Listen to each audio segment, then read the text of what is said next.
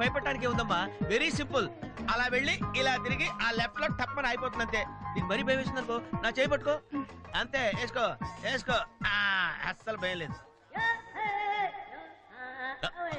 వాడు చూడు, ఇది కదిలేలోపే చచ్చిపెట్టేట్టున్నాడు. అందరూ మీలా ధైర్యంగా ఉండలేరు కదా అంకుల్. అలాంటప్పుడు రాకూడదు. పొట్టు లేని ఆడోళ్ళన్నా గట్స్ లేని మగోళ్ళన్నా నాకు ఎలర్జీ తెలుసా. కమాన్, సరిగ్గా కూర్చో.